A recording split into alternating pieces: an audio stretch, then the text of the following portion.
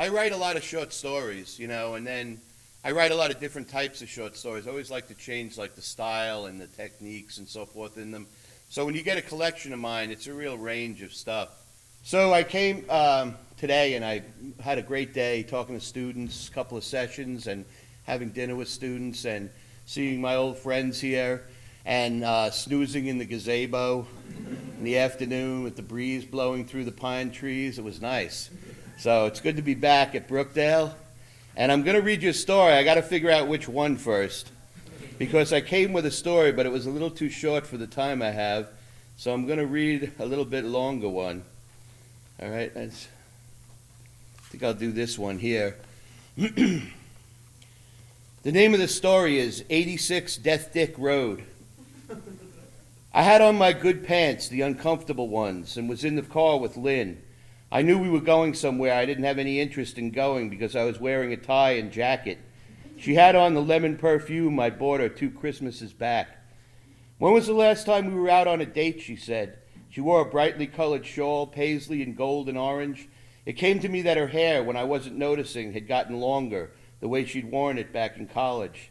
Long time, I said, and made the turn on 206, heading south. Twilight was giving way to a cool spring night. We drove with the windows open. Who told you about this guy, I asked. I saw Theda in the market Wednesday. She and Joe went to see him. She said the guy's amazing. The man who knew too much, I asked. No, he's the smartest man in the world. But come on, $50 to behold his brilliance, I said, and sighed through my nose. Don't be insipid, she said.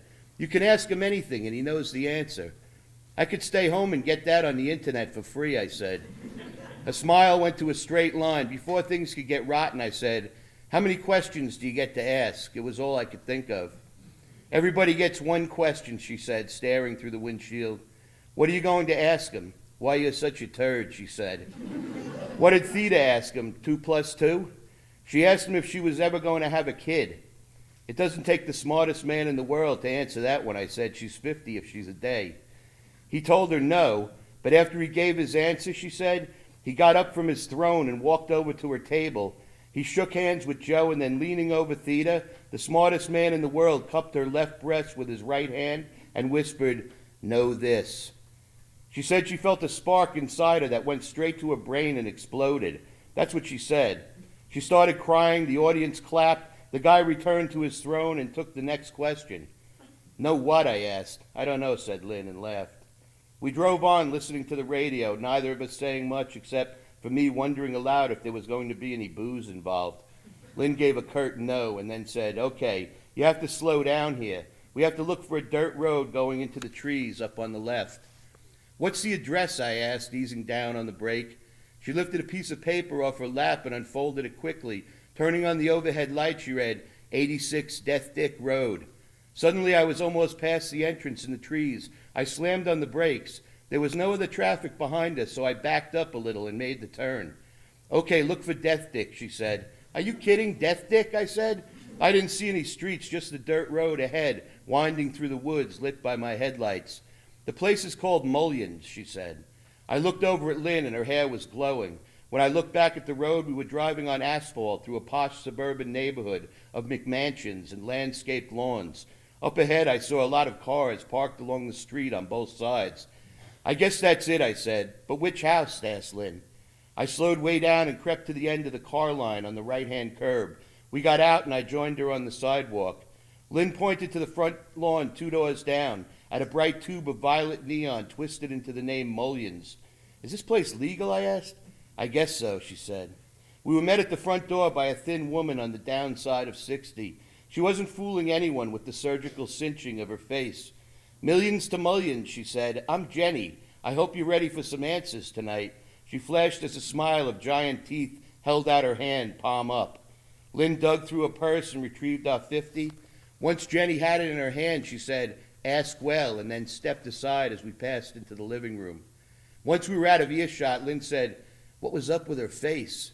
It's better to ask well than look well, I said. The living room was packed, people milling around, talking, sitting on the gold-upholstered furniture. A huge bad painting of a garden with a waterfall and a McMansion in the background hung in an ornate frame in the center of the wall above the couch. The carpet was also gold, and there was a small chandelier above. I looked around, and right off the bat, I spotted some of my neighbors from town. I pointed out Dornsbury to Lynn, and she rolled her eyes and whispered, "Not that douchebag." I'd never seen this guy at a party in town when he wasn't lecturing some poor bastard on the finer points of golf, a holy rolling, cigar-smoking runt. His presence was bad enough, but off to the left of us was Mrs. Krull, laying out for some old guy on the verge of either sleep or death one of her long bummer stories. When her one-legged aunt had succumbed to cancer of the vagina, she called and kept me on the phone for an hour with the excruciating details. I'd heard she had a pair of gray parrots on perches in her dining room that crapped willy-nilly and constantly repeated the phrase, "Just kill me," in her husband's voice. Lynn saw I'd noticed Krull, and she said, "Sorry. This smartest man better be really smart," I said. Then a woman walked by carrying a small plate with hors d'oeuvres on it. I thought I caught a glimpse of pigs in the blanket. "Eats," I said. "If they have anything to drink besides soda, bring me a glass," said Lynn, and I was off, wending my way through the crowd, happy to have a purpose. On the way, not really knowing where I was going, I spotted a good-looking young woman with a pile of blonde hair holding a plate with water chestnuts wrapped in bacon. Not bad, I thought, and hoped there'd be spare ribs or maybe shrimp. I got jostled by the crowd, excusing myself a dozen times for every few feet traveled. It was the sight of someone holding a beer that gave me the fortitude to continue. Within that sea of bodies, it got really hot, and I started to sweat. The deep rumble of conversation washed over me from all directions, snatches of dialogue differentiating themselves for a moment and then melting back into the general hubbub. I told her, "Don't try it, bitch." Peter did so well on the SATs they had to invent a new score for him. The dog is old. It craps on the rug every day now. It's supposed to snow later. When it felt as if I'd been on my pigs in the blanket search for a half hour, I finally went up to a woman I vaguely recognized from the grocery store in town where she was a cashier. "Hi, do you know where the food is?" I asked. She shook her head, and when she did, right on the spot, she turned into Dornsbury. He gave me a look of contempt. "We're all Christians here," he said, took a long swig of his beer. "What religion are you?" "Where'd you get the beer?" I asked. "You've been asked a question," he said, pushed his glasses up the bridge of his nose with the back of his beer hand. "I'm a product of the age of reason," I said. "Where's the food?" He shook his head as if in disgust and pointed behind me. I turned around, the crowd parted, and there was a long table with bowls and plastic cups and a crystal punch bowl half filled with a yellow liquid. As I walked away from him, I heard Dornsbury hurl the insult "clown" at me. Any other time I might have pounded his face in, but instead I just laughed it off. The food table, in the state I found it, held a bowl with 3 pretzels in it and 5 other bowls of a tan dip that had crusted dark brown at the edges. A live fly buzzed in the middle of one bowl, unable to free itself. "That'll be a fossil someday," said a voice behind me. I turned to see a thin man in a black tuxedo. He had a wave of slick dark hair in front, big clunky black framed glasses, and a thinly trimmed mustache. "Pretty appetizing, huh?" I said to him. "Allow me to introduce myself," he said. "I'm the smartest man in the world." I shook his hand and told him my name. "If you're the smartest man in the world," I said, "how'd you wind up here?" He gave me a wry smile and told me, "I only answer questions for money." I felt in my pants pocket for a crumpled bill. Taking it out and flattening it for him, I said, $5 if you can tell me where I can get a beer." "5 won't do it," he said. Now he had on a top hat and a cape and looked like Mandrake the magician with glasses. "But 5 will get you half an answer." I handed him the bill. "I'll take it," I said. "You've got to go through the kitchen that way," he said, and pointed. "Once you're there, go out the side door onto the patio. That's all I can afford to tell you." "A steep price for some pretty thin shit," I said to him, and couldn't believe I was getting belligerent with the smartest man in the world. There was something exhilarating about it. "When your wife asks a question later," he said, "after I answer it, I'm going to kiss her and slip her the tongue so deeply I'll taste her panties. She'll see God, my friend." He tipped back his top hat and laughed arrogantly. I picked up a crusted bowl of dip. "Touch my wife and you'll be the deadest man in the world," I said. Then I threw the bowl at him. He ducked at the last second, and the bowl flew into the face of a heavy-set older woman in a sequin gown. Tan goo dripped from her jowls, and the bowl hit the wooden floor and shattered. For a moment I wondered where the carpet had gone. The woman I'd hit had been standing with an aged gentleman wearing a military uniform and sporting ridiculously thick mutton chop sideburns. Preposterous, he shouted, and his monocle fell from his eye. He reached for the sword he had in his scabbard at his side. Meanwhile, the smartest man in the world had lived up to his name for once and had split. I didn't see him anywhere. I followed his lead and merged into the crowd, moving fast, sweating profusely. In the kitchen, there was a fire eater. He was performing in the corner by the range. People had gathered around to watch, and it was impossible to get through to the patio door, which I could glimpse occasionally between heads in the crowd. I had to wait for him to finish his act and hope the logjam broke up. I watched him. He had 2 little torches that he held with the middle finger of his right hand. He'd pour lighter fluid on them and then turn on the range and light them off the burner. He had a small blonde ponytail and a beat-up face, broken nose, scar tissue around the eyes. He was a lackluster showman. His approach was to say, "I'm going to eat fire now," in a low, placid voice, and then he ate it. After you've seen someone eat fire once, there's not much else to it. I watched him eat fire 5 times, and by the 4th time, even though nobody left, nobody was clapping either. I had cold beer on my mind, so after the 5th time, I said in a loud voice, "All right, let's get on with it." To my surprise, people started leaving the kitchen. The fire eater tried to see who'd said it, but I kept my gaze down and pushed gently forward. I found the cooler of beer out on the patio. It was filled with ice and rolling rock. I took one and sat down at a glass-topped table on a wrought iron chair with arms my fat ass barely fit between. I was alone out there in the dark. The night was cool but pleasant, and I could feel the sweat drying. Someone had left behind a pack of cigarettes, Lucky Strikes. I didn't know they still made them, and a lighter. That beer tasted like heaven, and the cig wasn't far behind. I took out my cell phone and dialed Lynn.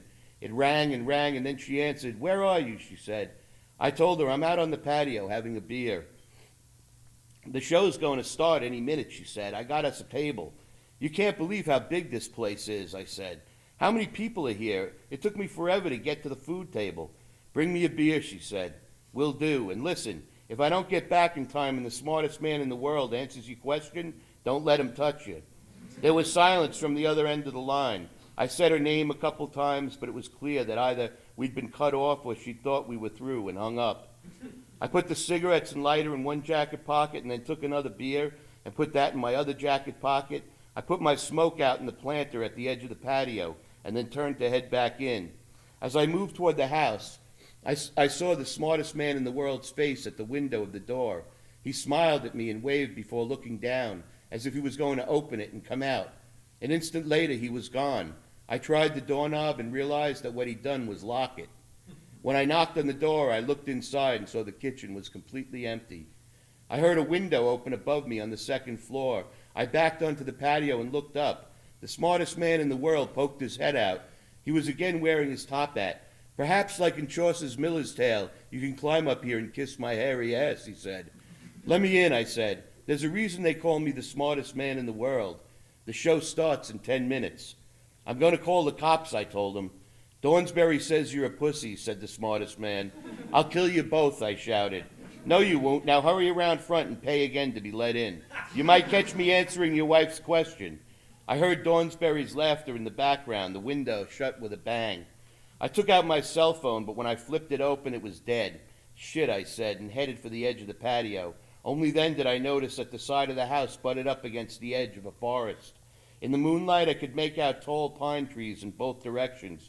There was a path that went either around the back of the place through the trees or in the other direction to the front of the house.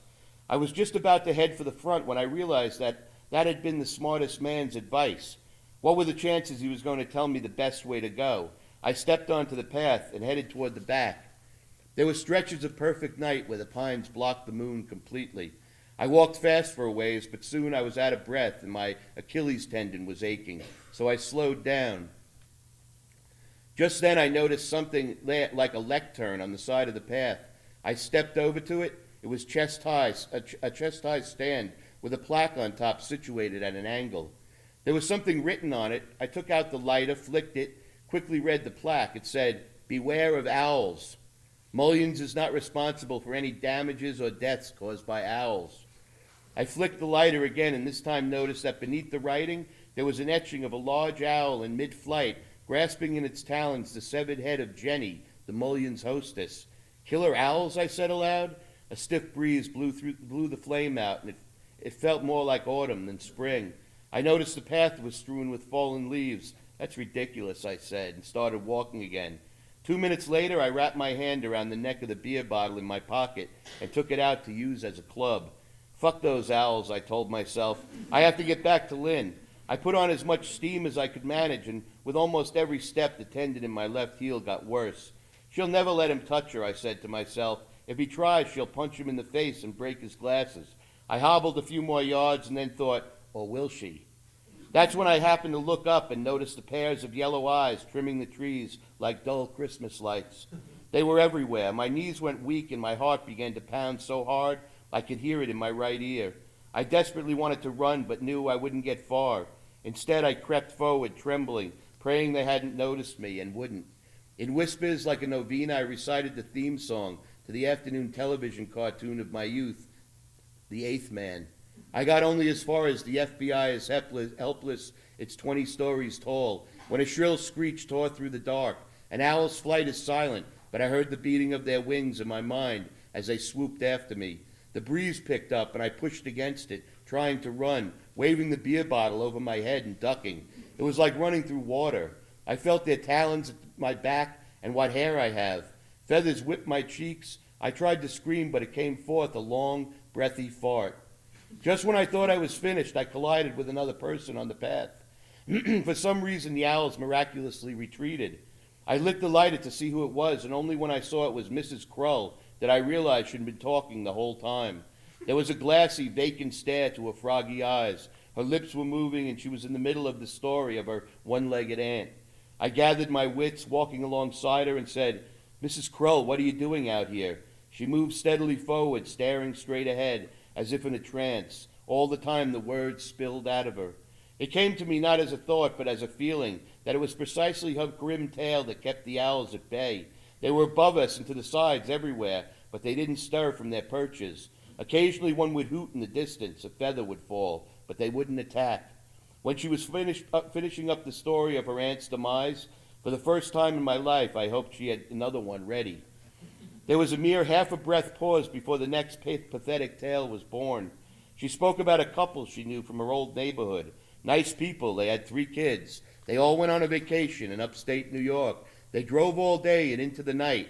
Here she went into the details of the family, and time seemed to pass in a whirl before I again picked up the thread of the story, with the father pulling over on the side of the road to take a piss.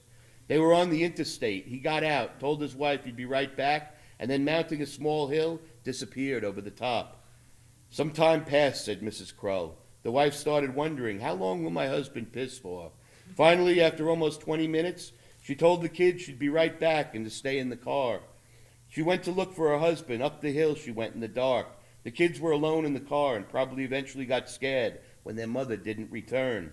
I noticed that all around us, as Mrs. Krull ground out her story with relentless persistence, the owls were keeling off their branches and falling to the forest floor. I knew in my heart that it was my neighbor's tragic droning that rendered them insensate. Right over the rise of the small hill, unbeknownst to him and her, was the edge of a cliff. Both hadn't seen the edge in the dark and had fallen 200 feet to their deaths, she said. The owls fell like pillows, hit the ground with muffled thuds. Every now and then there was a weak squawk. Then the kids, said Mrs. Krull, one after the other. First the oldest, a boy, Kenneth, who was in my Roberts grade. He was a mean-spirited kid. And then the middle one, the sister. She was adorable. They each went looking in their turn, and each fell to their death. They probably screamed in terror, but no one heard them. Maybe they landed on their parents, but it still killed them. Mrs. Krull's story was making even me dizzy. It appeared that she had subdued the owls, so I worked up the courage to escape her. Then the last child, little Freddie. I have a photo of him in shorts and a collar shirt with a small bow tie. I could just bite those cheeks. He went next up the hill in the dark, but he was my little genius and figured out what had happened. He ran to get help. Well, at least little Freddie made it, I said, and veered away from Mrs. Krull, right off the path and directly into the trees. At the moment, I didn't care where I was going. I stumbled in a rut between 2 trees, still lightheaded. The last thing I heard Mrs. Krull say as I groped blindly through the underbrush was, he ran out onto the highway to flag down a car. and the driver didn't see him till it was too late. I tramped unsteadily forward, kicking down owl carcasses like empty birthday piñatas out of my way. Mrs. Kroll's sad bullshit had sucked out their life. It struck me that the potential of her drivel was like a terrible superpower, and I had a brief vision of her walking through the sky on a blue day, dressed in white robes with a halo, a 6 foot uprooted sunflower chained to her ankle, gliding along behind her. It was a fear-soaked hour or more, submerged in the dark, skinning my shins, taking branches to the face before I returned to the patio. Sitting in the wrought iron chair at the table, I popped the beer I'd been carrying and lit up a smoke. I noticed that the house was perfectly silent and dark. I missed the whole goddamn thing, I thought. I never got to ask my question. Lynn has long been tongue-kissed by the smartest man in the world and seen God, and I'm castaway in Owl Forest. What the fuck? After finishing the cigarette and half the beer, I got up and checked the kitchen door. To my surprise and elation, it was unlocked. I opened it and stepped into the silence of the dark house. Without even closing the door behind me, I was off on a beeline for the front door. Who knows how long it took to cross the kitchen, to reach the entrance to the living room, which itself was vast. Only when passing the occasional window did the moonlight allow me to see where I was going. Otherwise, I slammed against furniture and at one point might have tripped over a body. My tendon was acting up badly, so I stopped after a long while by one of the windows and had another smoke. While I rested, I looked outside and saw that it was snowing. As soon as I saw the snow, I heard the wind howl. Great, I said. I put the cigarette out on the windowsill and left it there. No more than a dozen limping steps later, I collided with the edge of the food table and got a thrill to know I was making progress.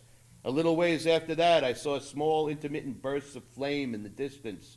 The flame was my lighthouse. For some reason, I believed it would bring me to the front door and my escape. So entranced was I with the rhythmic fire that grew ever more prominent with each painful step that I was almost upon the source of the phenomenon before I realized what was causing it. The scene suddenly materialized out of the dark, no more than 6 feet in front of me. There was Jenny, completely naked, her sagging yet emaciated body perched in the throne of the smartest man in the world, with a leg spread and hooked over its wooden arms.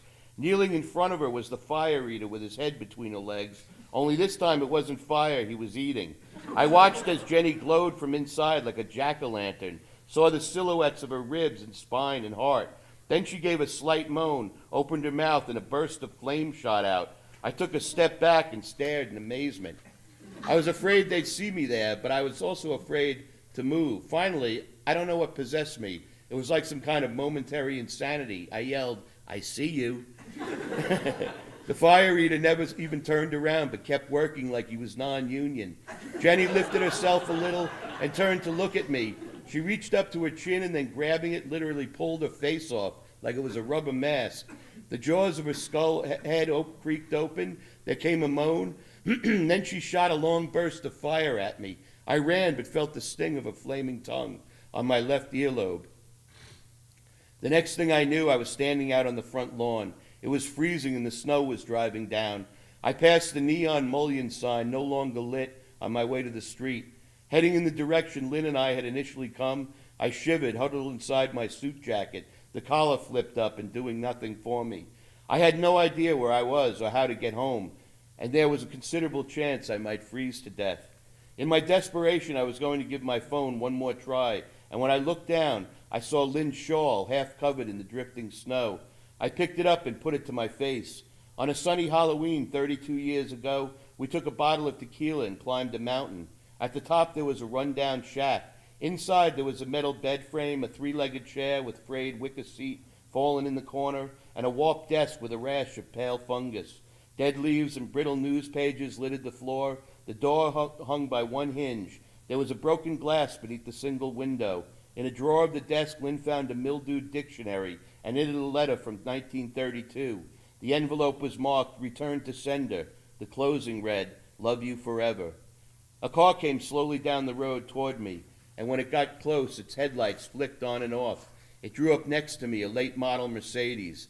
The window went down, a cloud of cigar smoke escaped, and I saw it was Dawnsbury. "Get in," he said. "The owls are waking up." For just a second, I was going to tell him to fuck off, but the promise of owls, not to mention the bitter cold, humbled me. I hobbled around to the passenger side and got in. "Are you going to town?" I asked him. Yeah, I'll drop you at your place.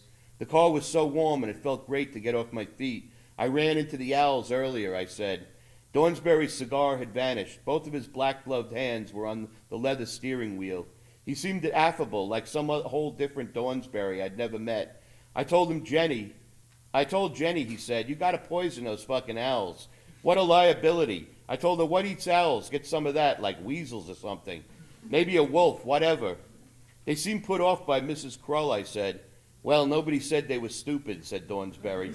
They're just mean as hell. I was back in the forest tonight, scared out of my wits they'd catch me. I've been bitten by those things before.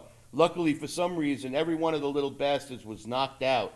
I stole 2 of their eggs. He reached into his pocket with his right hand and brought out a large brown egg. Take this one, he said. What the hell? I took it and put it in my pocket. Thanks, I said. Each time it lays, every she-owl drops 2 eggs. No more, no less. It is said that if you place one of these eggs in the hand of a sleeping woman, she will tell you only the truth. Have her hold the other, though, and she will tell only lies. Where'd you hear that, I asked. The smartest man in the world told me, he said. Just his name set me off. I had a thing or two to say to Dornsberry about the smartest man. But before I could launch into it, he said, here's your place. I looked out the window and saw my house, a snowdrift going halfway up the steps. The sight of it almost brought tears to my eyes. I opened the door and got out. Thanks, I called back and shut the door. I took a single step. Then I heard the passenger window slide down. Turning to see what was up, I caught a glimpse of Dornsberry flipping me the bird. You're such a pussy, he said, revved the engine and tried to peel out in the snow. The car shot off down the street, sideways on the ice, righted itself for a moment, and then crashed into the light pole on the corner. The lights were out in our bedroom. Lynn was in bed asleep. She lay on her side, her hair not so long anymore, right arm sticking out from beneath the covers. With the greatest care, I eased down on the edge of the mattress next to her. I sat for a time with my eyes closed, then carefully placed the owl egg in her right hand. Did you ask the smartest man in the world your question, I whispered. Perhaps half a minute passed before she murmured, yes. Did he answer it, I asked. Yes, she finally said. Did he kiss you? Yes. What was it like? His tongue was like 4 hot dogs. Did you see God? No, I saw you stumbling through the dark forest, lost. What was your question, I asked. If you still loved me. And what was his answer? He said his answer had 2 parts. The first part was yes, and for the second part, he got off his throne and kissed me. I almost didn't ask, but finally I said, are you in love with the smartest man in the world? Yes, she said. I took the egg out of her hand and got up. For a long time I stood by the bedroom window, staring into the dark at the falling snow, listening to the screech of the wind. After all these years, I said, and then spotted out on the street, in front of the house, a figure trudging by. It was too dark for me to make out the form, but when the egg shattered in my hand, I knew it must be Mrs. Krull. As the yolk dripped through my fingers, I vowed to become the smartest man in the world. Thank you.